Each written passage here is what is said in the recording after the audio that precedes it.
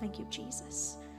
আহক এতিয়া সময় পলম নকৰাকৈ আমি ঈশ্বৰৰ বাক্যলৈ যাওঁ। আমি এটো গোটেই মাহটো পবিত্ৰ আত্মাৰ বিষয় শিকি আছো হয়নে? কিন্তু ঈশ্বৰে অকমান বস্তুবোৰ আজি হলনি কৰিছে। ঈশ্বৰে মোক কৈছে যে মোৰ অসমীয়া ল'ৰা ছোৱালীবোৰে মোৰ চৰিত্ৰটোৱে এতিয়াৰ লাগে ভালদৰে নাজানে। আমাৰ কেতিয়াবা যেতিয়া কঠিন পৰিস্থিতি হয় আমাৰ মুখৰ পৰা এতিয়াও এনেকুৱা কথা ওলায় যে নাজানো কেলে ঈশ্বৰে মোক শাস্তি দি আছে। মই এটো আমাৰ মানুহৰ মাজৰ পৰাই শুনিছো মানে এই কথাটো। যেতিয়া পৰিস্থিতি ভাল হৈ থাকে আমি ভাবো ঈশ্বৰ ভাল, আৰু যেতিয়া পৰিস্থিতি বেয়া হৈ যায় প্ৰথম শব্দ আমাৰ মুখৰ পৰা ওলায় নাজানো কেলে ঈশ্বৰে মোক শাস্তি দি আছে। সেই বস্তুটো যেতিয়া মই শুনিলো তেতিয়াই মোৰ প্ৰভুৱে দেখাইছে যে মোৰ মানুহবোৰে এতিয়াও মোৰ চৰিত্ৰটোৰ বিষয়ে সন্দেহ কৰে। শয়তানৰ চৰিত্ৰ কেনেকুৱা হয় সেইটো তেওঁলোকে জানে, একো সন্দেহ নাই শয়তানৰ চৰিত্ৰটো লৈ, কিন্তু ঈশ্বৰৰ চৰিত্ৰটো লৈ এতিয়াও আমাৰ হৃদয়ত সন্দেহ হয়। ঈশ্বৰ সম্পূৰ্ণৰূপে ভাল হয়নে? সঁচাকে মোক সুস্থ কৰিব বিচাৰিছেনে? তেক মই কিয় সুস্থ হোৱা নাই এতিয়ালৈকে? কিয় মই এতিয়াও নাটনিত আছো যদি ঈশ্বৰ ইমান ভাল? তেতিয়া আমি ঈশ্বৰৰ চৰিত্ৰক সন্দেহ কৰা আৰম্ভ কৰোঁ। আজি ফাদাৰ্ছ ডেৰ দিনা যদি আপুনি ঈশ্বৰক উপহাৰ দিবলৈ বিচাৰিছে পইচা নালাগে ঈশ্বৰক। ঈশ্বৰৰ স্বৰ্গ ৰাজ্যৰ ৰাস্তাবোৰো সোণেৰে বনোৱা বুলি লিখা আছে। আমেন। চ' আমি ঈশ্বৰক পইচা দিব নোৱাৰো আমাৰ উপহাৰৰ ৰূপত। আমেন। আপুনি যে দশমাংশ দিলে কাৰ কাৰণে দিলে জানেনে? নিজৰ কাৰণে। আপুনি ঈশ্বৰক বীজ এটা দিছে যোনটো তেওঁ বঢ়াই পালে আপোনাক আৰু ফলৱন্ত কৰিব পাৰে। আমেন। আপুনি ঈশ্বৰক ডোনেশ্যন দিয়া নাই, ঈশ্বৰক পইচাৰ দৰকাৰ নাই। আমি কোনো যদি একো নিদিওঁ তথাপি ঈশ্বৰে নিজৰ ৰাজ্য আগবঢ়াই গৈ থাকিব। আমেন। কিন্তু আমি বীজবোৰ কিয় দিওঁ? আমাৰ কাৰণে। কিন্তু আজি ফাদাৰ্ছ ডেৰ দিনা আপুনি যদি ঈশ্বৰক কিবা এটা উপহাৰ দিবলৈ বিচাৰিছে কি দিব পাৰে জানেনে?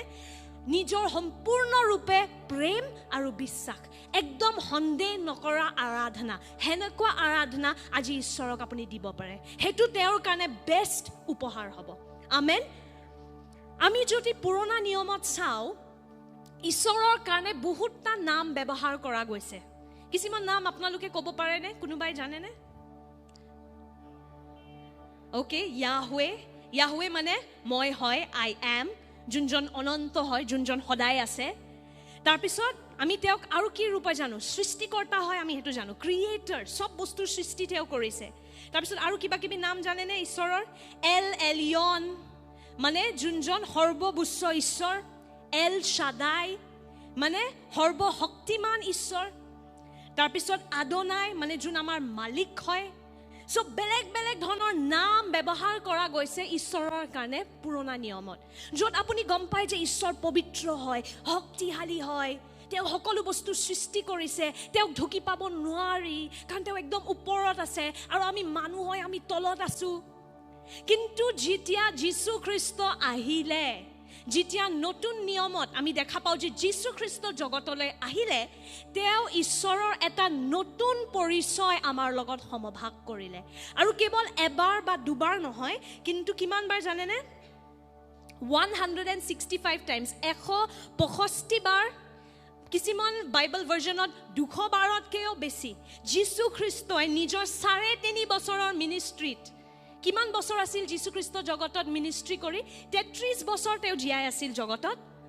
কিন্তু মিনিষ্ট্ৰী মানে প্ৰভুৰ কাৰ্য কেৱল 3.5 বছৰ যীশু খ্ৰীষ্টই কৰিছিল। আমেন। সেই 3.5 বছৰত যীশু খ্ৰীষ্টই 200 বাৰ অলমষ্ট ঈশ্বৰক বাৰে বাৰে পিতৃ পিতৃ পিতৃ বুলি মাতিছিল। য'ত কি আগতে তেখেতৰ নামবোৰ কি আছিল? জেহোভা, ইয়াহৱে, এল শাদাই, আদোনাই মানে আমাৰ মালিক, আমাৰ সৃষ্টিকৰ্তা, আমাৰ প্ৰভু, পবিত্ৰ, যোন একদম ওপৰত আছে, যাক আমি কেতিয়াও ঢুকি পাব নোৱাৰো। কিন্তু যেতিয়া যীশু আহিলে, যীশুৱে ঈশ্বৰৰ এটা নতুন পৰিচয় মানুহক দেখুৱাবলৈ বিচাৰিলে। সেইকাৰণে যীশুৰ শিষ্যবোৰে যেতিয়া সুধিলে যে প্ৰাৰ্থনা কৰাৰ ভাল ধৰণটো কি হয়, যীশু খ্ৰীষ্টই মঠি 6 অধ্যায়ত 9 পদত নিজৰ শিষ্যসকলক ক'লে। আহক আমি চাওঁ, এই প্ৰাৰ্থনাটো আমি চবে জানো। হেতুকে তোমালোকে এইদৰে প্ৰাৰ্থনা কৰিবা, হে আমাৰ স্বৰ্গত থকা পিতৃ, তোমাৰ নাম পূজনীয় হওক। কি বুলি আৰম্ভণি কৰিছে যীশুৱে? স্বৰ্গত থকা জিহুৱা নহয়, স্বৰ্গত থকা ইয়াহৱে নহয়, স্বৰ্গত থকা এডোনাই নহয়, স্বৰ্গত থকা পিতৃ। যীশুৱে এনে ভাষাটো সলনি কৰিবলৈ বিচৰা নাছিল যে এই এডোনাই শব্দটো ভাল লগা নাই, জিহুৱা শব্দটো ভাল লগা নাই, পিতৃ লগাই দে, সেইটো নহয়। যীশুৱে আমাৰ চিন্তাধাৰাটোৱে সলনি কৰিবলৈ বিচাৰি আছিল। সেইকাৰণে বাৰে বাৰে পিতৃ পিতৃ পিতৃ। মানে যীশুৱে বিচাৰি আছিল যে যেনেকৈ তেওঁ ঈশ্বৰৰ লগত এটা ঘনিষ্ঠ সম্বন্ধত আছে, য'ত তেওঁৰ একো সন্দেহ নাই যে তেওঁ ঈশ্বৰৰ পুত্ৰ আৰু ঈশ্বৰ তেওঁৰ পিতৃ। যীশুৱে বিচাৰে যে যীশুৰ সকলো শিষ্যই, যীশুৰ সকলো অনুগামীয়েও সেনেকৈ ঈশ্বৰক ঢুকি পাওক। কেৱল ভয়ে ভয়ে তেওঁ এজন খঙাল ঈশ্বৰ হয়, যোনে মোক দণ্ড দিব, যোনে মোক বেমাৰ দিব, যোনে মোক শাস্তি দিব, সেইটো নহয়। তেওঁ এজন পিতৃ হয়। যীশুৱে সেইটো আমাৰ সকলোকে প্ৰকাশিত কৰিবলৈ বিচাৰিছিলে যে যীশুৱে যেনেকৈ ঈশ্বৰক দেখিছে সেনেকুৱাকৈ আমিও দেখা পাব পাৰোঁ। আমেন। তেওঁক কেনেকৈ গ্ৰহণ কৰিব পাৰে? পিতৃৰ ৰূপত গ্ৰহণ কৰিবলৈ পাৰে। আমেন। ঈশ্বৰ গোটেই জগতৰ ঈশ্বৰ হয়, এইটো ভালদৰে শুনিব। গোটেই জগতৰ, আপুনি বিশ্বাস কৰে নকৰে, ঈশ্বৰ আপোনাৰো ঈশ্বৰ হয়, আপোনাৰ সৃষ্টি তেওঁৱে কৰিছে। আমেন।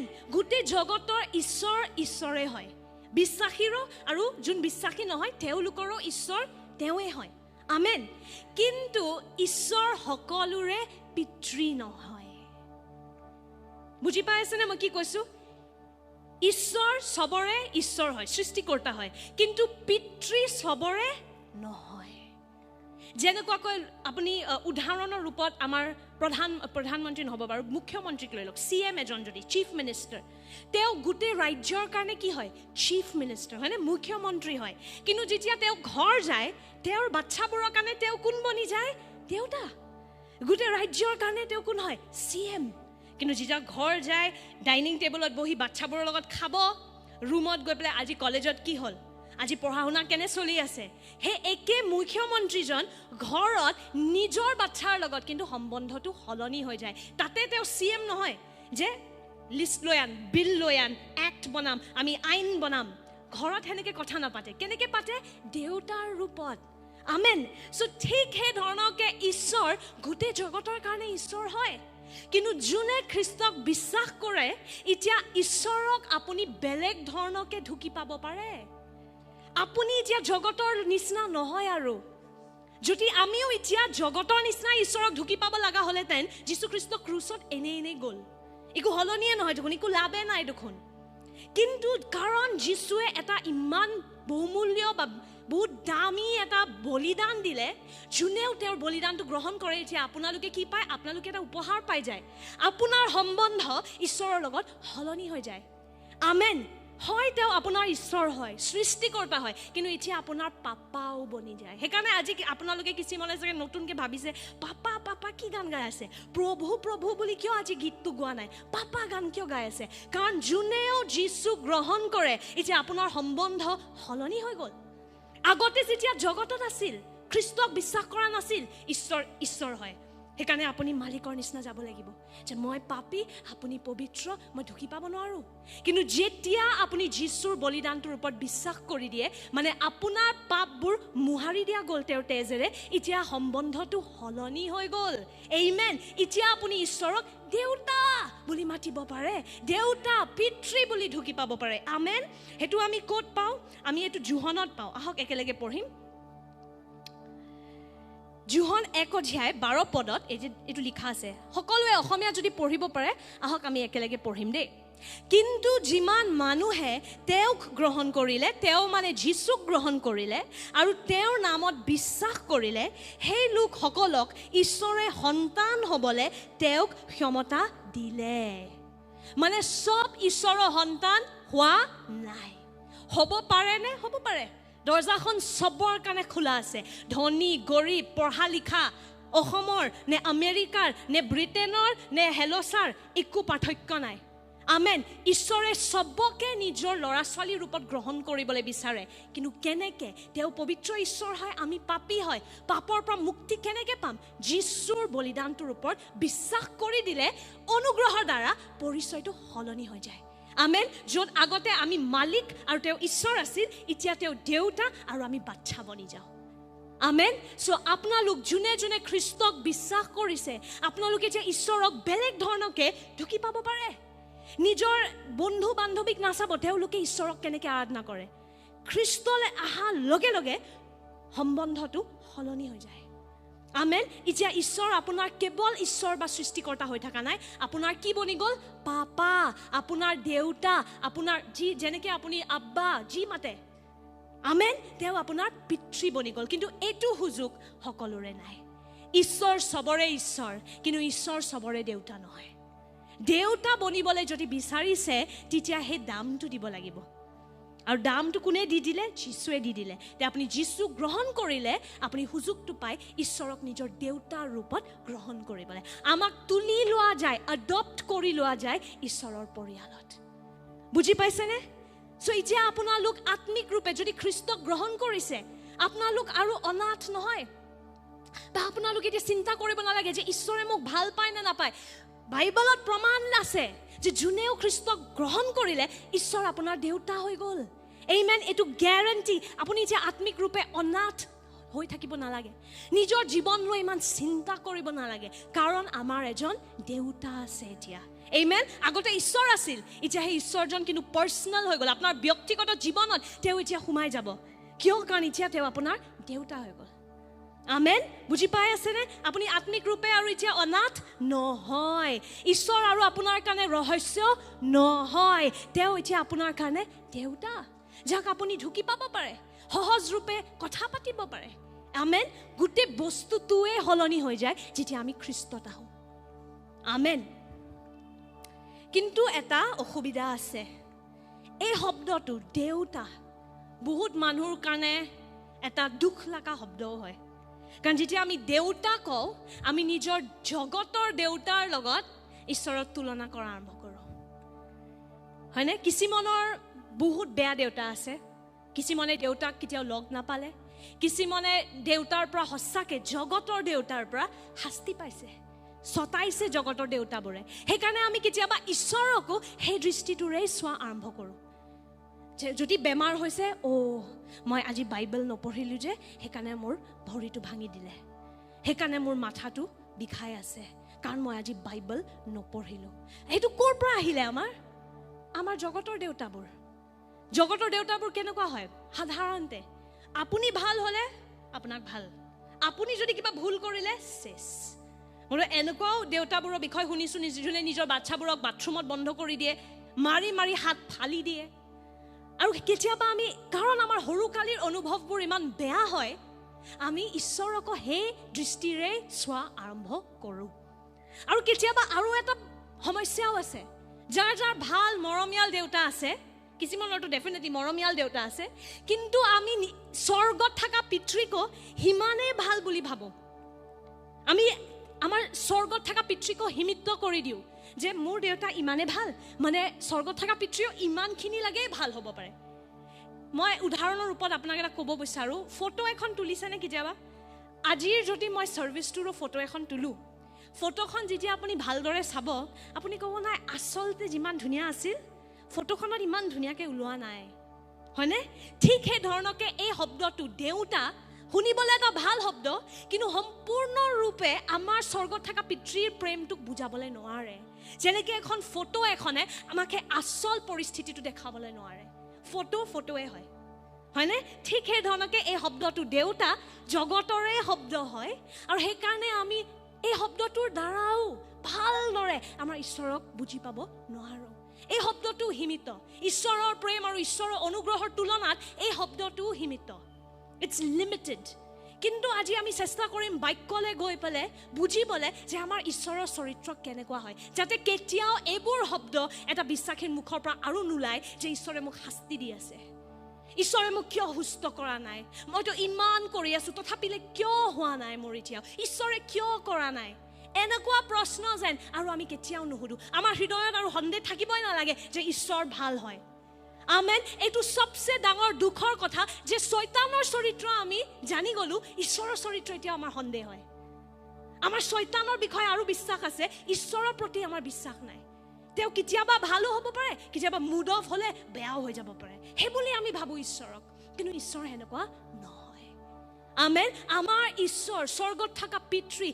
ইমানে মৰমীয়াল যে জগত থকা কোনো মানুহে তেওঁৰ তুলনা কৰিব নোৱাৰে যিমানে ভাল নহওক আমেন আৰু যিমানে ধুনীয়া শব্দ হওক ইমান ধুনীয়াকৈ ঈশ্বৰক বুজাবলৈ নোৱাৰে কাৰণ তেওঁ ইমানে ভাল হয় আমেন আহক আমি আজি চাম ঈশ্বৰৰ চৰিত্ৰটো কেনেকুৱা হয় আৰু সবচে ধুনীয়া কাহিনীটো আমি পাওঁ লুক 15 অধ্যায়ত যোনটো সবেই জানে কিন্তু আজি আমি পিতৃজনৰ চৰিত্ৰটোৰ চাম লুক 15 অধ্যায়ত আপুনি উৰণীয়া পুত্ৰৰ কাহিনীটো শুনিছেনে আগতে উৰণীয়া পুত্ৰজন আপুনি ঘৰ গৈ পেলাই আজি ভালদৰে লুক 15 অধ্যায় 11 পদৰ পৰা পঢ়িব এইটো কাহিনী যীশু খ্ৰীষ্টই বুজাই আছিল যীশু খ্ৰীষ্টই কাহিনীটো সমভাগ কৰি আছিল চাওক যীশু খ্ৰীষ্ট জগতত আহা দুটা উদ্দেশ্য আছে এটা হ'ল কি আমাক পাপৰ পৰা মুক্ত কৰা আমাক ক্ষমা কৰা আমাৰ পাপৰ পৰা দ্বিতীয় কাৰণটো কি হয় আমাক পিতৃৰ বিষয় প্ৰকাশিত কৰা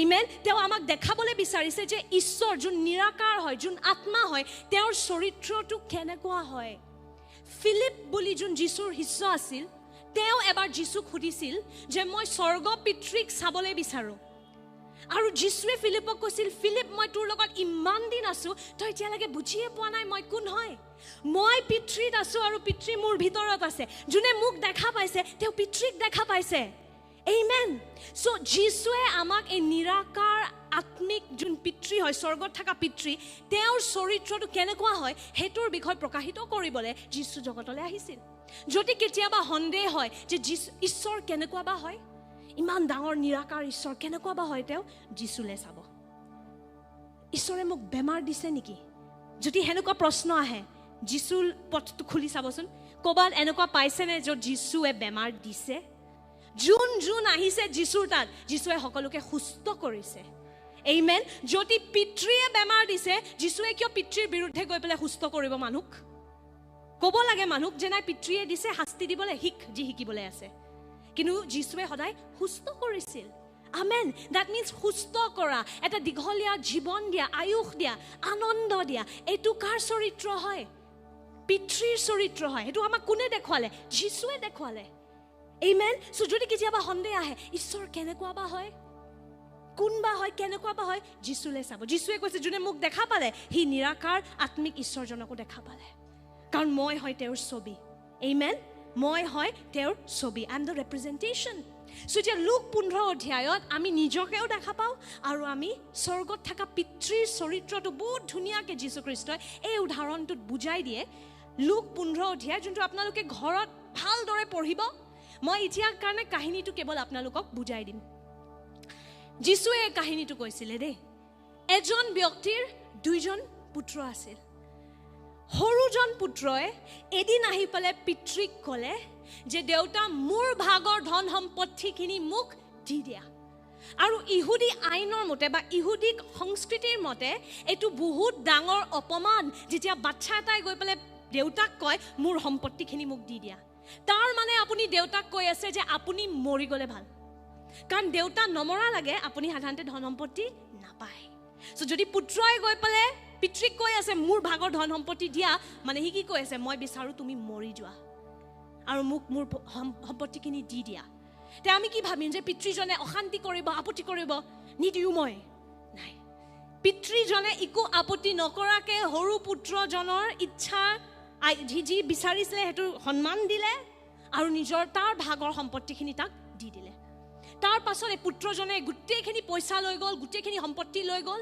আৰু সি কি কৰিলে সব বেয়া বস্তুত সেই পইচাখিনি উৰাই দিলে সেইটো আপুনি লুক 15 অধ্যায় ঘৰ গৈ পেলাই ভালদৰে আজি পঢ়িব আপুনি দেখা পাব মই একো বনোৱা নাই এইটো এটা শব্দ বাক্যত আছে সি সব বেয়া কামত এই পইচাখিনি ব্যৱহাৰ কৰিলে মদ খালে আৰু যি বেয়া বস্তু সেইখিনি দিনত পাইছিল সেইখিনি উৰাই দিলে তাৰপিছত মহিলাৰ ওপৰত পইচা খৰচ কৰিলে বেলেগ বৈশ্যাবোৰৰ লগত সি সম্বন্ধত থাকিলে সি বেয়া কামবোৰত নিজৰ সব পইচা উৰাই দিলে তাৰ পাছত তাৰ ইমানে বেয়া পৰিস্থিতি হৈ গ'ল যে তাৰ 1 টকা বাকি নাথাকিল তেতিয়া কি কৰিব লাগিব ক'বাততো কাম কৰিব লাগিব সো সি এজন ব্যক্তিৰ তাত যোন অন্য জাতিৰ আছিল যোন ইহুদীও নাছিল তাৰ তাত গৈ পেলাই চাকৰি কৰা আৰম্ভ কৰিল আৰু কি চাকৰি হে তাৰ গাহৰিবোৰক খানা খোৱা আপুনি ভাবক এটা ইহুদীৰ কাৰণে গাহৰি চোৱাটো এটা বহুত লেতেৰা বস্তু, এইটো অপমানৰ বস্তু, কাৰণ তেওঁলোকে গাহৰিক ঘিণ কৰে ইহুদী মানুহবোৰে, ৰাইট?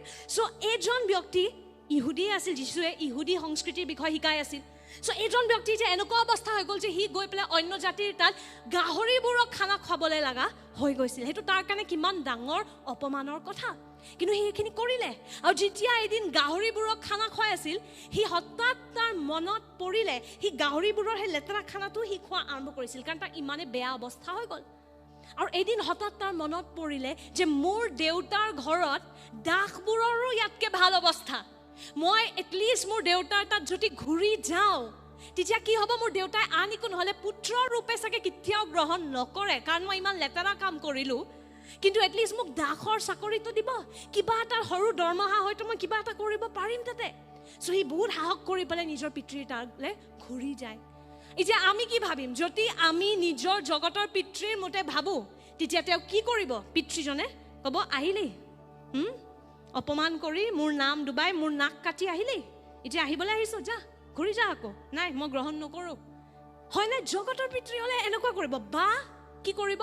অলপ দিন শাস্তি দিব, ঠিক আছে আহিলি বাৰু, কিন্তু যা এতিয়া অকণমান দিন চাকৰৰ কাম কৰ, তাৰ পাছতহে যেতিয়া মই তোক ক্ষমা কৰিম তেতিয়া তই আহি যাবি, তাৰপিছত চাম কি কৰা যায়। হয়নে নহয়? জগতৰ মানুহ আমি এনেকেই ভাবিব পাৰোঁ, কিন্তু ঈশ্বৰ মানুহ নহয়। আমেন। আৰু ঈশ্বৰৰ অনুগ্ৰহ মানুহৰ অনুগ্ৰহৰ লগত তুলনা কৰিব নোৱাৰে। ঈশ্বৰৰ অনুগ্ৰহটো ইমানে বিশাল আমি এতিয়ালৈকে বুজিয়ে নাপাম। পৌলুসে কৈছিল ঈশ্বৰৰ প্ৰেমটো ইমান বিশাল, ইমান দ যে আমি বুজি পাবই নোৱাৰিম। আমেন। আমি ভাবো যে আমি বুজি পাইছোঁ, কিন্তু আমি বুজি পোৱা নাই ঈশ্বৰে আপোনাক কিমান প্ৰেম কৰে, আপুনি মই কোনো বুজি পোৱা নাই এতিয়ালৈকে, কাৰণ ইমান ডাঙৰ, ইমান বিশাল, ইমান দ তেওঁৰ প্ৰেম আমাৰ কাৰণে। যেতিয়া এই উৰণীয়া পুত্ৰজন ঘৰলৈ ঘূৰি আহিলে, পিতৃজনে কি কৰি আছিল জানেনে? অপেক্ষা কৰি আছিল বুলি বাইবেলত লিখা আছে। আৰু যেতিয়া তেওঁ দেখা পালে দূৰৰ পৰা যে মোৰ ল'ৰাটো ঘূৰি আহিছে, পিতৃজনে দৌৰিছে পুত্ৰলে, আৰু গালি পাৰিবলৈ নহয়, লাঠি ওলাই দিবলৈ নহয়, কি কৰিছে জানেনে?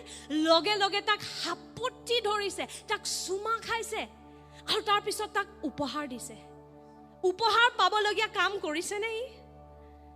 উপহাৰটো দিব নালাগিছিল, ঠিক আছে, ক্ষমা কৰে এইটো বেলেগ কথা, উপহাৰ দিবলৈতো সি একো বুজি পাইছে ন, একো তাৰ মেট্ৰিকৰ সি লেটাৰ মাৰ্কছ পোৱা নাই যে আমি তাক ঘড়ী এটা গিফ্ট দিম, কিন্তু ঈশ্বৰে তাক উপহাৰ দিলে। আৰু এটা নহয়, দুটা নহয়, তিনিটা উপহাৰ দিছিলে। কি আছিল সেই উপহাৰবোৰ? এটা আছিল এটা নতুন চোলা, যোনটো দেউতাৰ পিতৃৰ নিজৰ চোলা আছিল। তাৰপিছত এটা আঙুঠি দিছে তাক, আৰু তাক চেণ্ডেল পিন্ধাই দিছে। সি খালী ভৰি আহিছিল, দাসৰ নিচিনা, ভিখাৰীৰ নিচিনা, কিন্তু ঈশ্বৰে তাক জোতা দিলে, মানে পিতৃয়ে তাক জোতা দিলে।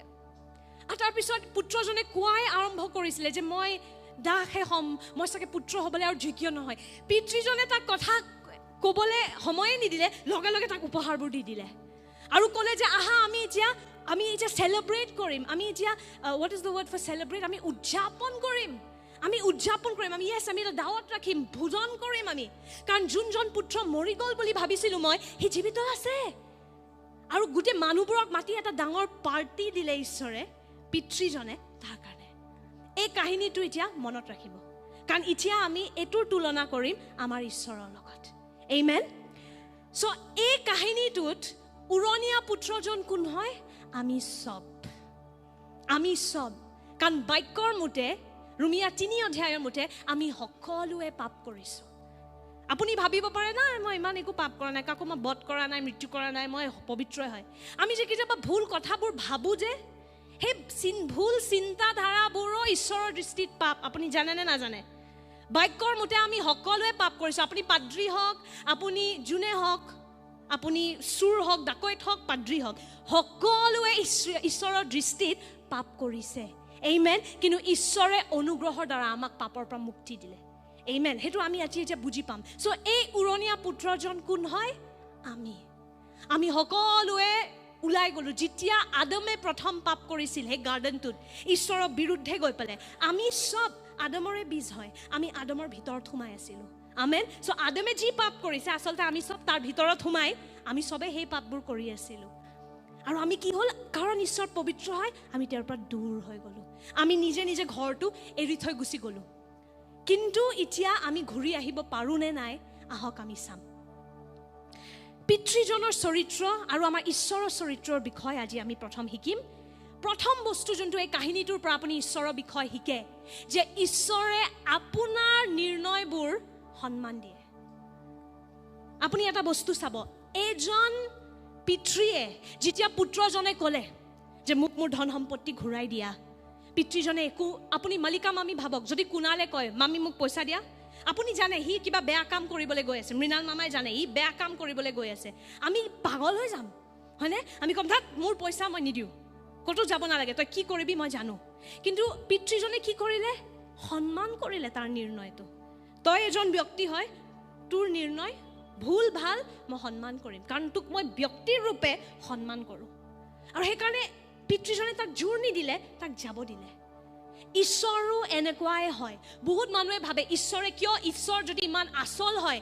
কিয় আহি পেলাই আমাক দেখা নিদিয়ে কিয় আমাক কৈ নিদিয়ে মই যীশু হয় কাৰণ তেওঁ আমাক জোৰ দিবলৈ নিবিচাৰে তেওঁ আমাক লাহেকে আমন্ত্ৰণ দিয়ে মোৰ ফালে আহিবনে নাই সেইটো আপোনাৰ নিৰ্ণয় আমেন ঈশ্বৰৰ চৰিত্ৰ হেনেকুৱা হয় কেতিয়াও জোৰ নিদিয়ে যেতিয়া আপুনি বিশ্বাসী নাছিল তেতিয়াও বিশ্বাসী হ'বলৈ জোৰ দিয়া নাছিল আপোনাক নিমন্ত্ৰণ দিয়ে মৰমত আহে নাহে আপোনাৰ কথা আমেন আৰু যেতিয়া আপুনি খ্ৰীষ্টক গ্ৰহণ কৰে তাৰ পাছতো আপুনি নিজৰ সেই নতুন জীৱনটোৰ লগত কি কৰিব ঈশ্বৰে আপোনাক ৰিমোট কণ্ট্ৰল লৈ নচলায় আপুনি নিজে নিৰ্ণয় ল'ব পাৰে যদি আপুনি নিৰ্ণয় লয় যে মই বাক্য নপঢ়ো বাইবেল নপঢ়ো গীৰ্জা নাযাওঁ ঈশ্বৰে আহি পেলাই আপোনাক লাঠি দি নামাৰে কিন্তু নিজৰ নিৰ্ণয়ৰ ফল সেইটো আমি খাব লাগিব আমেন ঈশ্বৰে আমাক বেলেগ পথ দেখুৱাই দিব কিন্তু আমাক জোৰ কেতিয়াও নিদিয়ে কিয় কাৰণ সেইটো তেওঁৰ চৰিত্ৰই নহয় তেওঁ আমাৰ নিৰ্ণয়বোৰক সন্মান দিয়ে আমাক মানুহৰ ৰূপত সন্মান দিয়ে ঈশ্বৰে সেইকাৰণে এতিয়াও ইমান মানুহ ঈশ্বৰৰ বিৰুদ্ধে কাম কৰি আছে ঈশ্বৰে ধৈৰ্য ধৰি আছে জোৰ নিদিয়ে কাৰণ তেওঁ আতংকবাদী নহয় কিছুমান মানুহে কয় যে নাই খ্ৰীষ্টিয়ান মানুহে জোৰ দিয়ে সেইবোৰ মানুহে আচল ঈশ্বৰক বুজি পোৱা নাই আমি কাকো কেতিয়াও জোৰ নিদিওঁ কাৰণ আমাৰ ঈশ্বৰে আমাক জোৰ দিয়া নাছিল মই গীৰ্জাত প্ৰথমবাৰ অহাৰ পাছত 1 বছৰ মই যীশুক গ্ৰহণ কৰা নাছিলোঁ মই হাঁহিছিলোঁ গীৰ্জাত থকা মানুহবোৰক আৰু ঈশ্বৰে মোক মাৰি পেলোৱাও নাছিলে মোক জোৰো দিয়া নাছিলে মোক লাহেকে নিমন্ত্ৰণ দি আছিলে আহিবি নেকি মই তোক মৰম কৰোঁ কিন্তু আহিবি আহিবি আৰু মই নিজে নিৰ্ণয় লৈ পেলাই তেওঁৰ তালৈ আহিলোঁ আমেন সো ঈশ্বৰে আপোনাৰ নিৰ্ণয়বোৰক সন্মান দিয়ে আমেন সেইটো প্ৰথম বস্তু ঈশ্বৰৰ চৰিত্ৰৰ বিষয়ে আপুনি বুজিব লাগিব আদমৰ পৰা ঈশ্বৰে আমাক সেই সুযোগটো দিলে নিজে নিৰ্ণয় ল'বলৈ আমেন কাৰণ ঈশ্বৰে আমাক মানুহৰ ৰূপত সন্মান দিয়ে সেইকাৰণে হাত ধৰি আপোনাৰ নিৰ্ণয়বোৰ আপোনাৰ কাৰণে লৈ নিদিয়ে তেওঁ আপোনাক লাহেকে মাতি থাকিব ভাল পথবোৰ দেখুৱাই থাকিব কিন্তু তাৰ পাছত আল্টিমেট ডিচিজন আল্টিমেট নিৰ্ণয় আমাৰ নিজৰ হয় আৰু ঈশ্বৰে সেইটো আমাক সন্মান দিয়ে যেনেকৈ পিতৃজনে পুত্ৰক জোৰ দি পেলাই ধৰা নাছিলে আমেন সেইটো ঈশ্বৰৰ বিষয়ে আমি বুজিব লাগিব আচল মৰম আমি কেতিয়াও দাবী কৰি পেলাই কাৰোবাৰ পৰা সেইটো গ্ৰহণ কৰিব নোৱাৰোঁ মই যদি বন্দুক দি পেলাই আপোনাক ক'ব লাগে মোক প্ৰেম কৰক সেইটো প্ৰেমে নহয় আচল প্ৰেমটো কি হ'ব লাগে নিৰ্ণয় হ'ব লাগে যে মই নিজ ইচ্ছাৰে তোমাক প্ৰেম কৰিম আচল বাধ্যতাটো যদি মই এগেইন লাঠি দি পেলাই আপোনাক বাধ্যতালৈ আনিব লাগে সেইটো বাধ্যতা নহয় সেইটো ভয়ে ভয়ে আপুনি কৰি আছে আমেন আৰু ঈশ্বৰে সেইটো নিবিচাৰে ঈশ্বৰে বিচাৰে যে আমি নিজ ইচ্ছাৰে তেওঁক প্ৰেম কৰোঁ নিজ ইচ্ছাৰে তেওঁৰ তালৈ ঘূৰি আহোঁ আমেন যেনেকৈ এই পিতৃজনে জোৰ দিয়া নাছিল পুত্ৰজনক যাবি তোক মই সন্মান কৰোঁ মই বিশ্বাস কৰোঁ যে তোৰ ইমানখিনি জ্ঞান আছে যে তই কিবা ভাল কৰিবি মই তোক সন্মান কৰোঁ এজন ব্যক্তিৰ ৰূপত যা অপমান কৰা নাই তাৰ কৈ পেলাই যে তই গাধ মূৰ্খ তোক তই কিবা বেয়াই কৰিবি ঈশ্বৰে আমাক সেনেকৈ নাচায় আমাক সন্মান দিয়ে আমাৰ নিৰ্ণয়বোৰক ঈশ্বৰে সন্মান দিয়ে আমেন কিন্তু যেতিয়া আমি ভুল কৰোঁ যোনটো সাধাৰণতে আমি কৰোঁ এই দেউতাজনৰ নিচিনা ঈশ্বৰ সদায় আমাৰ সহায় কৰিবলৈ ৰখি থাকে আমেন সো প্ৰথম হ'ল ঈশ্বৰে আমাক সন্মান দিয়ে আমাৰ নিৰ্ণয়বোৰক সন্মান দিয়ে যেনেকৈ এই পিতৃজনে পুত্ৰজনক সন্মান দিছিল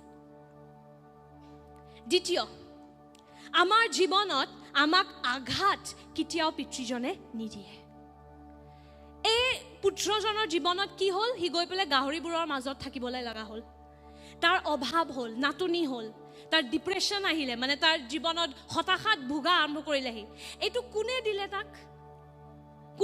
তাক সি নিজে সি নিজে নিজে গ'ল সেই গাহৰিবোৰৰ মাজত, সি নিজে নিজে সেই বেয়া পথটোত গ'ল। আমেন। চ' ঈশ্বৰেও কেতিয়াও আমাৰ জীৱনত সেই বেয়া বস্তুবোৰ নানে। আমেন। আমাৰ জীৱনত যোনবোৰ প্ৰব্লেম আহে আমি ডাইৰেক্ট ভগৱানক ব্লেম কৰি দিওঁ। যি আমি ভুল কৰোঁ আৰামছে নেদেখা ঈশ্বৰজনক যোন বহুত ধৈৰ্য ধৰে আমি সহজৰে তেওঁৰ ওপৰত দুখ দি দিওঁ। ভগৱানে কৰি আছে, জানানে কি কৰি আছে বা নাজানো। কোন ভগৱান এজন? কাৰণ যোনজন ভগৱানক আমি মানো তেওঁ কেতিয়াও এনেকুৱা নকৰে। তেওঁ কেতিয়াও আমাক শাস্তি নিদিয়ে, কেতিয়াও আমাক দুখ নিদিয়ে। এইটো তেওঁৰ চৰিত্ৰত নায়ে। আমেন। এইটো তেওঁৰ চৰিত্ৰত নাই। আমাৰ জীৱনত যি যি বেয়া পৰিস্থিতি আহে, নম্বৰ 1টো আমাৰ নেদেখা শত্ৰু শয়তান, যোন এজন পৰি যোৱা স্বৰ্গদূত হয়, তেওঁ আমাৰ বিৰুদ্ধে আনে। কাৰণ তেওঁ মানৱ জাতিক বহুত বেয়া পায়। কিয়? কাৰণ ঈশ্বৰে তেওঁলোকতকে মানৱ জাতিক প্ৰেম কৰে। স্বৰ্গদূততকে বেছি ঈশ্বৰে মানৱ জাতিক প্ৰেম কৰে। সেইকাৰণে লুচিফাৰ শয়তান যোন পৰি যোৱা পাপ কৰি পেলাই পৰি যোৱা স্বৰ্গদূত আছিল, সি আৰু তাৰ বাকী বন্ধুবোৰে মানৱ জাতিক বহুত ঘৃণা কৰে। সেইকাৰণে আমাৰ জীৱনত যি যি প্ৰব্লেম হয় ন, নম্বৰ 1 সি থাকে তাৰ পিছপানে। এইটো বস্তু বুজি পাওক। আৰু দ্বিতীয় কাৰ কাৰণে প্ৰব্লেমবোৰ আহে? আমাৰ নিজৰ নিৰ্ণয়বোৰৰ কাৰণে। দেখা দেখি প্ৰভুৱে আপোনাক কৈ আছে এইটো নাখাবি, এইটো খালে কেঞ্চাৰ হয়। আৰে চিগাৰেট খালে কেঞ্চাৰ হয় বাবা, হয়। আপুনি ক'ব নাই মই চিগাৰেট খালে কি হ'ল, দশমাংশটো দি আছিলোঁ, ইমান গীৰ্জা গৈ আছিলোঁ, তথাপি ঈশ্বৰে মোক শাস্তি দিলে। ঈশ্বৰে নহয় বাবা, আপোনাৰ নিজৰ নিৰ্ণয়বোৰৰ কাৰণে আপুনি সেই ফলটো পাইছে। কিন্তু আপোনাক সুস্থ কৰিবলৈ ঈশ্বৰ ৰেডি আছে।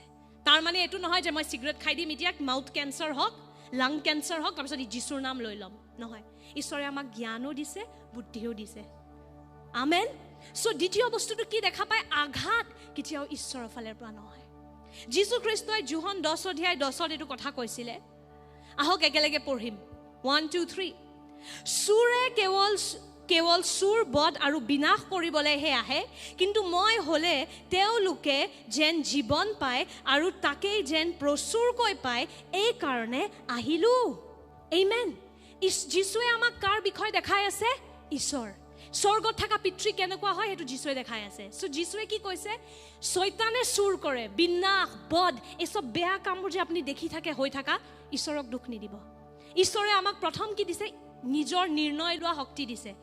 চ' ঈশ্বৰে আমাক চলাই থকা নাই, আমি নিজে নিৰ্ণয় ল'ব লাগিব ঈশ্বৰৰ লগত খোজকাঢ়িবলৈ।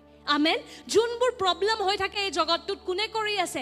শয়তান। যীশুৱে ক্লিয়াৰলি কৈছে চোৰ মানে শয়তান আহে বধ কৰিবলৈ। যোনবোৰ অশান্তি আহি আছে শয়তানে আনে, কিন্তু যীশু আহিছে যাতে আমি জীৱন আৰু প্ৰচুৰ জীৱন নিজৰ জীৱনত গ্ৰহণ কৰিবলৈ পাৰোঁ। আমেন। প্ৰচুৰ জীৱন যীশুৰ পৰা আহিছে। সেইকাৰণে আজিৰ পৰা এইটো কোৱা বন্ধ কৰি দিয়ক ঈশ্বৰে মোক বেমাৰ কৰিছে জানানে, সেইকাৰণে মই মণ্ডলী আহিব পৰা নাই। নাই, ঈশ্বৰে আপোনাক অধিকাৰ দিছে সুস্থ হ'বলৈ। আপোনাৰ সুস্থতা, আপোনাৰ মুক্তি, সকলো বস্তু যীশুৱে ক্ৰুচত দি দিলে। আপুনি খালি গৈ পেলাই বিশ্বাসত সেইটো লৈ আনিব লাগিব। আমেন। বুজি পাই আছে মই কি কৈ আছোঁ? আজিৰ পৰা এইবোৰ সন্দেহ নাহক যেন ঈশ্বৰে কিয় এইটো কৰি আছে। যদি বেয়া হয় সেইটো ঈশ্বৰৰ ফালৰ পৰা নহয়।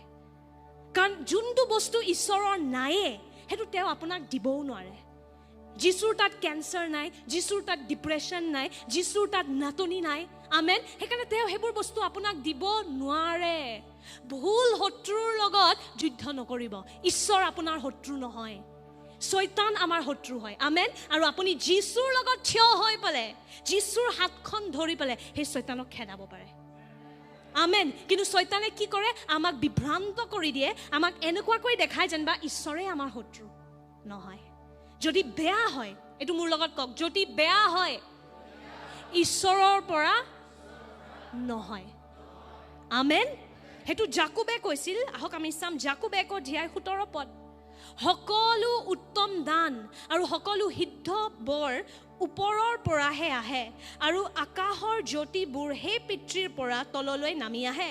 চা, যিদৰে সলনি হয় তেনেদৰে তেওঁৰ কোনো পৰিৱৰ্তন নহয়। ইয়াতে জাকুবে কি কৈ আছে? চব ভাল উপহাৰবোৰ ঈশ্বৰৰ পৰা আহে, আৰু ঈশ্বৰ কেতিয়াও লাষ্টত কি কৈ আছে? সলনি নহয়। আমেন। দ্যাট মিনছ এইটো নহয় যে পুৰণা নিয়মত ঈশ্বৰ বহুত খঙাল আছিল, এতিয়া নতুন নিয়মত ঈশ্বৰে সলনি হৈ গ'ল। নাই, ঈশ্বৰ সদায় ভাল। আমেন। কোন বেয়া? শয়তান। আপুনি এইটো কৰি চাবচোন, যেতিয়া বেয়া বস্তু আহে ঈশ্বৰক দুখ দিয়াৰ জাগাত ঈশ্বৰৰ হাত ধৰক আৰু শয়তানক খেদকচোন। আপুনি চাব আপোনাৰ পৰিস্থিতিবোৰ সলনি হ'ব। যদি আপুনি ভাবে যে ঈশ্বৰে সেই সমস্যাবোৰ দি আছে, আপুনি হাৰি গ'ল অলৰেডি। কাৰণ আপুনি ভুল ব্যক্তিক নিজৰ শত্ৰু বনাই দিলে, নিজৰ দেউতাক শত্ৰু বনাই দিলে, যোনে আচলতে আপোনাৰ কাৰণে যুদ্ধবোৰ জিকিবলৈ বিচাৰিছে। আমেন। চ' সেই শাস্তিবোৰ, সেই আঘাতবোৰ ঈশ্বৰৰ ফালৰ পৰা কেতিয়াও নাহে। আমেন। আৰু আমাৰ যেতিয়া দুখ হয়, আমাৰ যেতিয়া জীৱনত কিবা বেয়া পৰিস্থিতি আহে, ঈশ্বৰে ফূৰ্তি নাপায়। তাপসীয়ে ভুল কৰিছিলে নহয়, মজা ল। সেইটো ঈশ্বৰৰ হৃদয় নহয়। যেতিয়া আমি ভুল কৰোঁ, বাক্যত লিখা আছে আমাৰ চকু পানীবোৰো ঈশ্বৰে জমা কৰে। আমেন। সেইটো আমি ক'ত পাওঁ? গীতমালা 56 অধ্যায় 8 পদ। তুমি মোৰ ভ্ৰম মনৰ লেখ লৈছা, তুমি মোৰ চকুলো তোমাৰ কোপাত বন্ধ কৰি ৰাখা, সেইবোৰ তোমাৰ বহীত নাইনে? আমাৰ দুখবোৰ ঈশ্বৰে হিচাপ ৰাখে। শয়তানে এইটো দিনা তাপসীক কন্দুৱাইছিল, এতিয়া মই শয়তানক এইটো দিনা কন্দুৱাম। বুজি পাই আছেনে? সেইটো হয় ঈশ্বৰৰ হৃদয়। ঈশ্বৰ আপোনাৰ বিৰোধী নহয়, ঈশ্বৰ আমাৰ শত্ৰু নহয়। যোন দিনা আপোনাৰ চকুৰ পৰা চকু পানী পৰিছে, সেইটো ঈশ্বৰে জমা কৰি ৰাখে। ঈশ্বৰ সেনেকুৱা প্ৰেমী হয়। আমেন। তেওঁ চকু পানীবোৰ জমা কৰি ৰাখে, নাপাহৰে, নিজৰ কিতাপত লিখি ৰাখে। লিতানিক এই দিনাখন শয়তানে চতাইছিল, এতিয়া এই দিনাখন মই শয়তানক আকৌ হৰুৱাম লিতানিৰ যোগেদি। আমেন। বুজি পাইছেনে? চ' দুখ ঈশ্বৰৰ পৰা নাহে, কিন্তু ঈশ্বৰে আমাৰ চকু পানীবোৰ জমা কৰে আৰু সেই কঠিন পৰিস্থিতিবোৰ সলনি কৰি দিয়ে। আমেন। আৰু সাক্ষ্য বনায়। আমেন। তেওঁ আমাৰ সেই শাস্তিবোৰ, সেই বেয়া পৰিস্থিতিবোৰক সাক্ষ্য বনায়। আমেন। তাৰপিছত আপুনি দেখিব যে ঈশ্বৰে ধৈৰ্য ধৰে। এইটো 3 নম্বৰ। তেওঁ বহুত ধৈৰ্য আছে দেই, কিন্তু তেওঁৰ ধৈৰ্যৰ পৰীক্ষা নল'ব, তেওঁৰ ধৈৰ্যৰ ভুল ব্যৱহাৰ নকৰিব, কিন্তু বহুত ধৈৰ্য আছে তেওঁৰ।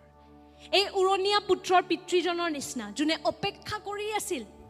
আৰু বাক্যত এইটোও লিখা আছে যে যেতিয়ালৈকে পুত্ৰ ঘূৰি অহা নাই, পিতৃজনে সাজু কৰি আছিল এটা জন্তু এটাক বলি দিবলৈ, ভোজৰ কাৰণে। এটা জন্তু এটা সাজু কৰি আছিল, তাক খুৱাই আছিল, তাক শকত কৰি আছিল। যেতিয়া মোৰ পুত্ৰ ঘূৰি আহিব, আমি পাৰ্টি কৰিম, আমি দাৱত কৰিম, এই জন্তুটোক বলি দি পেলাই আমি তাক খাম।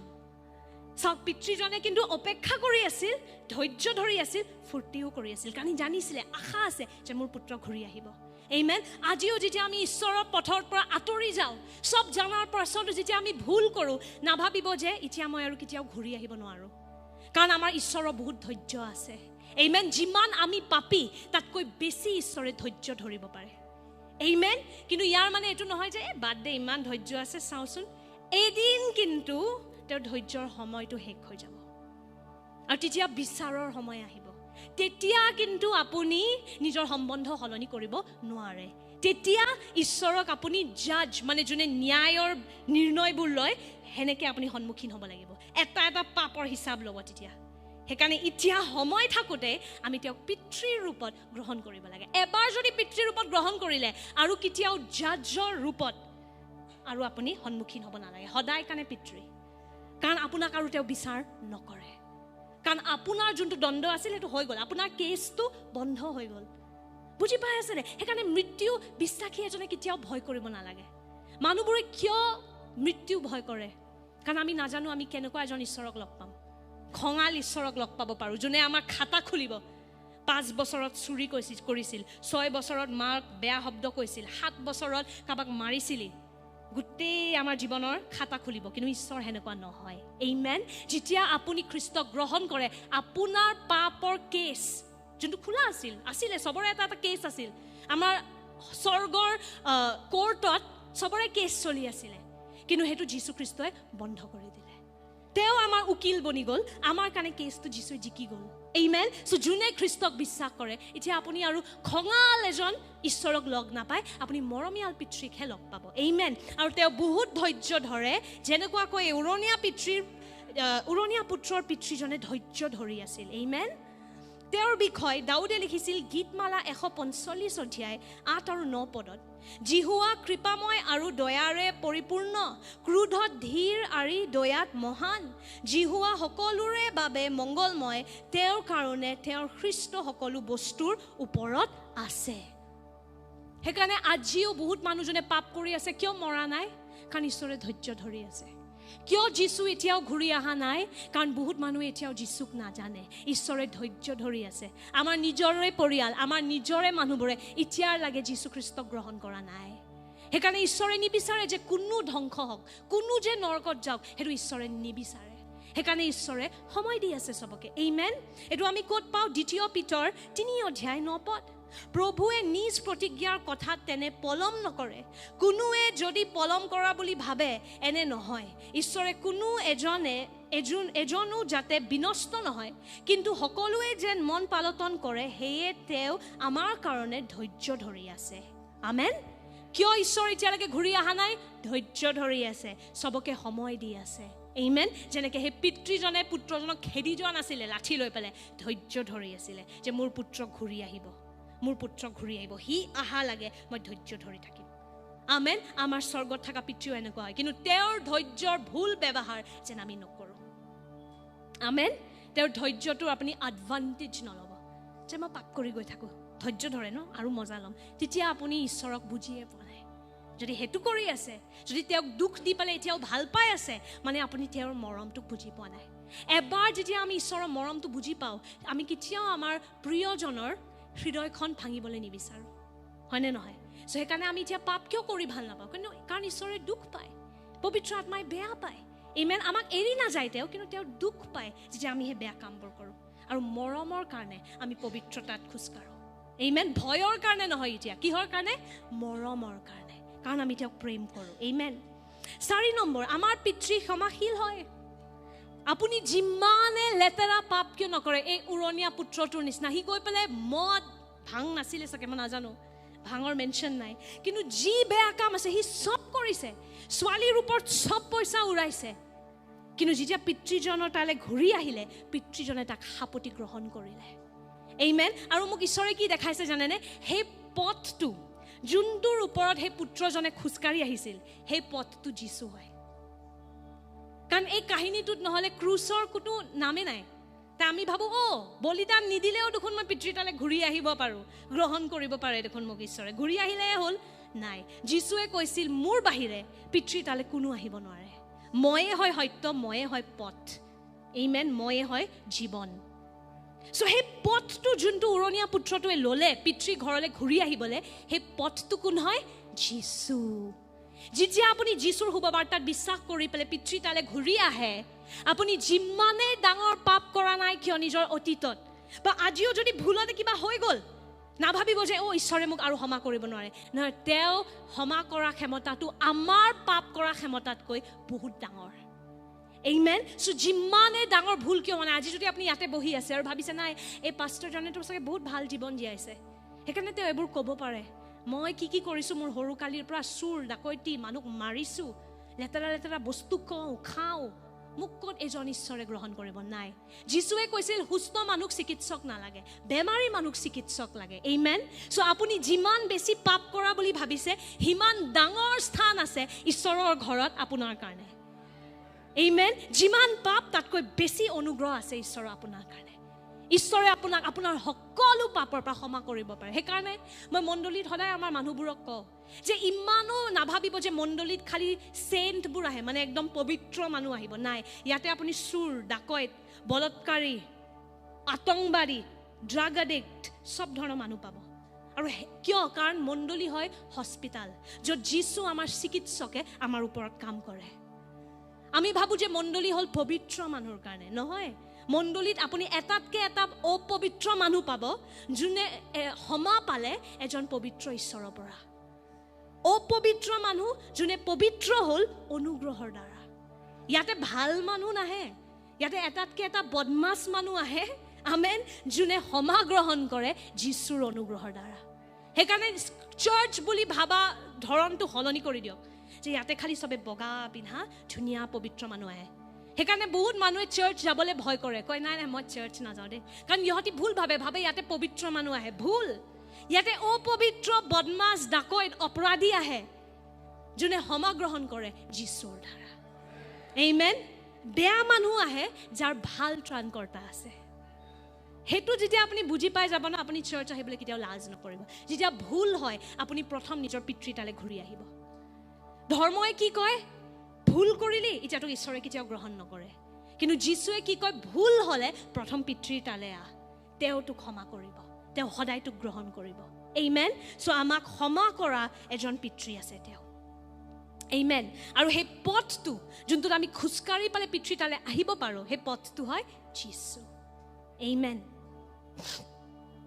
ঈশ্বৰে ইব্ৰী 8 অধ্যায়ত কৈছিলে মই তেওঁলোকৰ প্ৰতি দয়া দেখুৱাম অধাৰ্মিকতাৰ কাৰ্যবোৰ ক্ষমা কৰিম তেওঁলোকৰ সকলো পাপ মই পুনৰ সোঁৱৰণ নকৰিম কিছুমান এনেকুৱা আমাৰ প্ৰেমীবোৰ থাকে নহয় আমিও হেতু ভুল কৰো কেতিয়াবা সেই ভুলবোৰ আমি জমা কৰি ৰাখো আৰু যেতিয়া আমাৰ স্বামী বা অৰ্ধাংগিনীয়ে ভুল কৰে আমি খাতাটো খুলো মনত আছে ন 2015 ত তুমি কি কৰিছিলা হা 2026 ত কি কৰিছিলা মই মনত পেলাই দিও হেতু আমাৰ ঈশ্বৰ নহয় তেওঁ কৈছে এবাৰ যি ক্ষমা কৰিলো তোৰ পাপবোৰ মই আৰু মনত নাৰাখো হেকাৰণে আপুনিও ঈশ্বৰক মনত পেলাবলৈ চেষ্টা নকৰিব এটো নহয় যে তেওঁ বুঢ়া হৈছে আৰু পাহৰি গৈছে এটো নহয় তেওঁ পাহৰিবলৈ ইচ্ছা কৰি আমাৰ পাপবোৰ ঈশ্বৰে পাহৰি গৈছে মুহাৰি দিলে যিশুৰ তেজেৰে মুহাৰি দিলে সদায় কাৰণে আমেন গীতমালা 103 অধ্যায় 12 পদত পূবৰ পৰা পশ্চিমলৈ যিমান দূৰ তেওঁ আমাৰ অপৰাধ আমাৰ পৰা সিমান দূৰ কৰিলে আমেন ভাবকচোন পূবৰ পৰা পশ্চিমলৈ যিমান দূৰ সিমান দূৰ আমাৰ পাপবোৰ আমাৰ পৰা ঈশ্বৰে কৰি দিলে যেনেকুৱাই পাপ নহওক আমেন সিমান দূৰ ঈশ্বৰে কৰি দিলে ৰোমিয়া 8 অধ্যায়ত কি লিখা আছে এই কাৰণে এতিয়া খ্ৰীষ্ট যীশুত থকা সকলোৰ কোনো দণ্ডজ্ঞ নাই ৰোমিয়া 8 অধ্যায় 1 পদ এতিয়া আৰু কোনো দণ্ড নাই আপোনাৰ কাৰণে এতিয়া পিতৃ আপোনাক ক্ষমা কৰি দিলে আমেন তেওঁ এজন ক্ষমা কৰা পিতৃ হয় যেনেকুৱাকৈ যেতিয়া পুত্ৰজন ঘূৰি আহিলে একো কথা নুশুনালে হয়নে নহয় একো কথা নুশুনালে সেই পিতৃজনে তাক হাপতি ধৰিলে আৰু ক'লে যোনজন মৰি যোৱা বুলি ভাবিছিল সি জীয়াই আছে তাক উপহাৰ দে ঠিক সেই ধৰণকে যেতিয়া আমি পাপত আছিলো কিন্তু আমি নিৰ্ণয় ললো যীশুৰ পথটোত খোজকাঢ়িবলৈ আৰু পিতৃৰ তালে ঘূৰি আহিবলৈ এতিয়া আপোনাৰ ঈশ্বৰে আপোনাৰ পাপৰ খাতা নুখুলে আপোনাক হাপতি ধৰিব কেৱল ক্ষমা নকৰে আপোনাক উপহাৰো দিব আমেন উপহাৰো দিব আমেন আৰু অন্তিম পাৰ্টটো হ'ল লাষ্ট পাৰ্টটো তেওঁ অনুগ্ৰহো হয় অনুগ্ৰহ মানে কি যেতিয়া আপুনি হেতু পায় যোনটোৰ আপুনি যোগ্য নহয় আমেন যোনটো যেতিয়া আপুনি ফেল কৰিব লাগে কিন্তু টিচাৰে 2 মাৰ্কছ এক্সট্ৰা দি পাছ কৰাই দিয়ে আমি কওঁ গ্ৰেছ মাৰ্কছ দি পাছ কৰিলো পাইছিলো মই 38 2 মাৰ্ক এক্সট্ৰা দি মোক 40 দি মই পাছ কৰাই দিলে আমেন ঈশ্বৰো অনুগ্ৰহ হয় আমি ফেল কৰিব লাগিছিল সকলোৱে কিন্তু তেওঁৰ মৰম আৰু অনুগ্ৰহৰ দ্বাৰা আমি সকলোৱে পাছ কৰিলো এতিয়া আৰু কেৱল পাছ নহয় লেটাৰ মাৰ্কছ লৈ আমি পাছ কৰিলো কাৰণ যীশুৱে আমাৰ কাৰণে পৰীক্ষাটো দি দিলে আৰু যীশুৱে একদম লেটাৰ মাৰ্কছ লৈ পাছ কৰিছে আমেন সো আপুনি এতিয়া কেৱল ক্ষমা গ্ৰহণ কৰা নাই এটো নাভাবিব যে ঠিক আছে মই ক্ষমা গ্ৰহণ কৰিছো কিন্তু এতিয়া কাখত কোনাত থাকিম আৰু এটা জীৱন এটা জীয়াই ক্ষমা কৰিছে যে হেতুৱে বহুত ডাঙৰ কথা হেতু নহয় এতিয়া আপুনি আশা কৰিব লাগে যে আপুনি অনুগ্ৰহ পাব মানে যোনটো যোগ্য নহয় হেবোৰ বস্তু আপুনি পোৱা আৰম্ভ কৰিব আমেন কি উপহাৰ পাইছিল চুলা মানে কি আপুনি বাক্যত পঢ়িলে গম পাব ধাৰ্মিকতাৰ চুলা বুলি কোৱা গৈছে এটা নতুন পৰিচয় আঙুঠি মানে অধিকাৰ আমেন আৰু স্যান্ডেল এদিন এটো মই ভালদৰে আপোনালোকক বুজাম আৰু স্যান্ডেল মানে নতুন পৰিচয় কাৰণ যীশুৰ সময়ত বন্ধনত থকা ব্যক্তিবোৰে যোন দাস আছিল যদি খালি ভৰি ঘুসকাৰে আৰু যাৰ ঘৰ আছিল যোন এটা ভাল পৰিয়ালৰ আছিল তেওঁলোকে স্যান্ডেল পিন্ধে যে যীশুৱে আমাক কেৱল ক্ষমা কৰা নাই যে কিবাকে আপুনি যে স্বৰ্গ সোমাব নাই যীশুৱে আমাক উপহাৰো দি আছে আমেন এটা নতুন পৰিচয় যে আপুনি ধাৰ্মিক হয় এতিয়া ধাৰ্মিকতাটো আপোনাৰ নিজৰ কাৰ্যৰ কাৰণে নহয় যীশুৰ বলিদানৰ কাৰণে আপুনি এটো উপহাৰ পাইছে আমেন ধাৰ্মিক মানে কি ঈশ্বৰৰ লগত আপোনাৰ ভাল সম্বন্ধ আমেন এটো আপুনি নিজৰ কৰ্মৰ দ্বাৰা পোৱা নাই যীশুৰ কৰ্মৰ দ্বাৰা পাইছে তাৰ পিছত কেৱল আপুনি জীৱন চলাব নালাগে জীয়াই থাকি কিবা এটা কৰিম আৰু গৈ পাম আৰু স্বৰ্গ হেতুৱে ডাঙৰ কথা নহয় আঙুঠি এটাও দিছে আপোনাক এটো অনুগ্ৰহ হয় আঙুঠিটো কি হয় অধিকাৰ আমেন সব বিশ্বাসীৰ অধিকাৰ আছে এতিয়া শয়তানৰ মাথাৰ ওপৰত গছকা বেমাৰ আহিলে যীশুৰ নামত আউট মই এতিয়া কোনো বেমাৰ ল'ব নোৱাৰো নিজৰ শৰীৰত যীশুৱে দাম দিলে আমেন যদি জীৱনত অশান্তি হৈ আছে, ডিপ্ৰেশ্যন হৈ আছে, অধিকাৰ আঙুঠিটো ব্যৱহাৰ কৰক, যীশুৰ নামত আউট কৰি চাওক, আপোনালোকৰ জীৱনটো কেতিয়াও একে হৈ নাথাকে। আমেন। কেৱল চলাবলৈ দিয়া নাই আপোনাক যীশুৱে জীৱনটো, এই জীৱনটোত সফল হ'বলৈ দি আছে। আমেন। কেৱল সাৰ্ভাইভ নহয়, থ্ৰাইভ মানে সফল হ'বলৈ দি আছে, আপোনাক ফলৱন্ত হ'বলৈ দি আছে। আমেন। আৰু নতুন পৰিচয় দি আছে, চেণ্ডেল দি আছে, য'ত আপুনি এতিয়া ঈশ্বৰৰ দাস হৈ থাকিব নালাগে আৰু সেৱা কৰিম, কিন্তু পুত্ৰ আৰু পুত্ৰীৰ ৰূপত। মই কোৱা নাই যে আমি এতিয়া অভদ্ৰ বাচ্চা হৈ যাম, এতিয়া মই ঈশ্বৰৰ বাচ্চা, এতিয়া মই একো কাম চাম কৰিব নালাগে, মই আৰামছে, সেইটো নহয়। এজন ভাল বাচ্চাই নিজৰ ঘৰতো সেৱা কৰে, হয়নে নহয়? কিন্তু দাসৰ ৰূপত নহয়, ভয়ে ভয়ে নহয়, দমত, কাৰণ এইটো মোৰ ঘৰ হয়। ঈশ্বৰে এতিয়া আমাক কি কৰি আছে? বন্ধনৰ পৰা ভাঙি দি আছে, আমাক মুক্ত কৰিছে আৰু আমাক পুত্ৰ পুত্ৰীৰ স্থান দিছে। আমেন। আপুনি এতিয়া ঈশ্বৰৰ ঘৰত দাস নহয়, পুত্ৰ আৰু পুত্ৰী হয়। আমেন। আৰু যীশুৱে কৈছিল দাস এটা পৰিয়ালত কেতিয়াও পাৰ্মানেণ্ট জাগা নাপায়, কিন্তু এজন পুত্ৰ এজনে সদায় পাৰ্মানেণ্ট হয়। মানে আপোনাৰ ঈশ্বৰৰ পৰিয়ালত পাৰ্মানেণ্ট জাগা আছে। কেতিয়াবা ধৰক ভুলো হৈ গ'ল, যেতিয়া ধৰক মই এনে উদাহৰণৰ ৰূপত মানি আণ্টি যদি লিজাই ভুল কৰি দিয়ে, কিবা এটা ভুল হ'ল বোলে, মিছা কথাই ক'লে বা কিবা হ'ল, নকয় বাৰু তাই বহুত ভাল, কিন্তু যদি আপুনি কি ক'ব? আজিৰ পৰা মোৰ ছোৱালীয়ে নহয়, নহয়, সেইটো ক'লেও সেইটো কেতিয়াও সঁচা নহয়। ছোৱালী মানে আপোনাৰ ছোৱালীয়ে থাকিব, হয়নে? ভুল কৰিছে যদিও আপোনাৰ ছোৱালীৰ ৰূপতে ভুল কৰিছে। ঠিক সেই ধৰণকে যদি আমি খ্ৰীষ্টক গ্ৰহণ কৰিলোঁ, সেই পথটোত খোজকাঢ়ি দিলোঁ, যদি খ্ৰীষ্টক গ্ৰহণ কৰাৰ পাছতো ভুল হয়, যোনটো হ'বই, কোনো এদিনত নিখুঁত হৈ নাযায়, আমাৰ ভিতৰত কাম চলি আছে। আমেন। যদি ভুল হৈ যায়ও আপুনি দাস নহয়, সেইকাৰণে ঈশ্বৰে আপোনাক উলিয়াই নিদিয়ে। আমেন। আপোনাক কি কৰিব? পাৰ্মানেণ্ট জাগা আছে আপোনাৰ ঈশ্বৰৰ ঘৰত। ভুল কৰিছে যদিও বাচ্চাৰ ৰূপত কৰিছে, আকৌ পিতৃ তালৈ ঘূৰি আহিব পাৰে আৰু কওক দেউতা ভুল হ'ল, আৰু ঈশ্বৰে ক'ব ক্ষমা কৰিলোঁ মই, যা নতুন আৰম্ভণি। আমেন। আৰু যেতিয়া আপুনি এই অনুগ্ৰহটো বুজি পাই গৈ থাকিব ন, সিমানে কম ভুল কৰিব। ইমান ভাল দেউতা এজনক দুখ দিবলৈ কোনো নিবিচাৰিব, আৰু সিমানে আপোনাৰ জীৱনটো পবিত্ৰ হৈ গৈ থাকিব। আমেন। আৰু লাষ্ট বস্তু, ঈশ্বৰে আপোনাক চেলিব্ৰেট কৰে, উদযাপন কৰে। যেনেকৈ পুত্ৰজন ঘূৰি আহোঁতে দেউতাজনে লাজ কৰা নাই, আহিলে সি নকবি তাক, মানুহবোৰে কি ক'ব, হা সি ক'ত আছিল ছোৱালীবোৰৰ লগত, সি যে ঘূৰি আহিছে, কাকো ক'ব নালাগে। নাই, জোৰে জোৰে আহি গ'লি, পাৰ্টি কৰি আছে ঈশ্বৰে। ঈশ্বৰে আমি কাৰ কাৰণে পাৰ্টি কৰোঁ? যাক আমি মূল্যৱান বুলি ভাবোঁ। আপুনি যা তাৰ কাৰণে পাৰ্টি কৰিব, পইচা খৰচ কৰি বাৰ্থডে পাৰ্টি দিব? নাই। কিন্তু আপোনাৰ যোন প্ৰিয় হয় তেওঁৰ কাৰণে আপুনি পাৰ্টি কৰিব, কাৰণ তেওঁ আপোনাৰ জীৱনত মূল্যৱান, হয়নে নহয়? ঈশ্বৰে হ'ব পাৰে আপোনাৰ কাৰণে কোনো বাৰ্থডে কেক কাটা নাই, হ'ব পাৰে আপোনাক কোনো ইমান মৰম নকৰে, কোনো লাইফত আপোনাৰ কাৰণে উপহাৰ দিয়া নাই। মই আজি আপোনাক ক'ব বিচাৰোঁ, ঈশ্বৰে আপোনাৰ জীৱনটোলৈ উদযাপন কৰে। আমেন। হ'ব পাৰে এনেকুৱা মানুহ আছে লাইফত, যোনে, মই সঁচাকৈ জানো এনেকুৱা মানুহ আছে যোনে বাৰ্থডে কেকে কাটা নাই লাইফত, কিন্তু যোনদিনা আপোনাৰ আত্মিক বাৰ্থডে হৈছিল, স্বৰ্গত এটা ডাঙৰ পাৰ্টি হৈছে। হ'ব পাৰে জগতত যেতিয়া আপোনাৰ জন্ম হৈছিল মা দেউতাই ক'লে এইটো ভুলেই হ'ল নেকি, এইটো ভুলেই হ'ল ইয়াক জন্ম দি পেলাই, হ'ব পাৰে, আপুনি কেনেকৈ জানে? কিন্তু যেতিয়া আপুনি জন্ম হ'ল, মা দেউতাৰ কাৰণে এইটো যিয়ে নহওক, ঈশ্বৰৰ কাৰণে এইটো ফূৰ্তিৰ দিন আছিল। আৰু যোনদিনা আপুনি আত্মিক ৰূপে জন্ম ল'লে, যেতিয়া আপুনি যীশুক গ্ৰহণ কৰিলে, সেইদিনাখন স্বৰ্গত এটা ডাঙৰ ভোজন হৈছে। আমেন। সেইটো আমি ক'ত পাওঁ? সেইটো বাক্যতে লিখা আছে, এইটো যীশু খ্ৰীষ্টই কৈছিলে। লুক 15:7 মই আপোনালোকক কওঁ, সেইদৰে মন পালটন নকৰা 99 জন ধাৰ্মিক লোকৰ অৰ্থে যিমান আনন্দ, মন পালটোৱা এজন পাপীৰ অৰ্থে স্বৰ্গত তাতকৈ অধিক আনন্দ হ'ব। আমেন। যোনবোৰ মানুহে ভাবে মই ধাৰ্মিক, মোক ঈশ্বৰ নালাগে, সিহঁতিৰ কাৰণে একো পাৰ্টি নাই, অ'কে? কিন্তু যোনে জানিছিল মই পাপী আছিলোঁ, মোৰ জীৱনত একোৱে ভাল নাই, ঈশ্বৰ মোক তোমাৰ সহায় লাগে, যীশু মোক তোমাৰ দৰকাৰ, মই নহ'লে একো নোৱাৰিম, যোনে সেইদিনাখন নিৰ্ণয় লৈ আত্মিক ৰূপে নতুন জন্ম পালে, সেই পাপীবোৰৰ কাৰণে ঈশ্বৰে স্বৰ্গত পাৰ্টি থ্ৰ' কৰিছে, ডাঙৰ পাৰ্টি হৈছে। আপোনাৰ মূল্য আছে। আমেন। আপোনালোক ইমানে মূল্যৱান যে স্বৰ্গদূতবোৰৰ লগত পাৰ্টি হৈছে নীলাঞ্জনাৰ কাৰণে, ক্ৰিষ্টোফাৰৰ কাৰণে। বালুন চালুন লগাই মইতো সেনেকৈ কল্পনা কৰোঁ মই যে ডাঙৰ পাৰ্টি কৰিছে ঈশ্বৰে যোনদিনা মই আত্মিক ৰূপে জন্ম ল'লোঁ। আমেন। হ'ব পাৰে আৰু কোনো আপোনাৰ জীৱনত একো মূল্যৱান নেদেখে, না আপুনি ডাঙৰ চাকৰিত আছে, না আপোনাৰ দৰমহা বহুত, কাৰণ জগতেতো সেনেকৈ তুলনা কৰে, কিন্তু কেৱল ঈশ্বৰে আমাৰ আচল মূল্যটো জানে।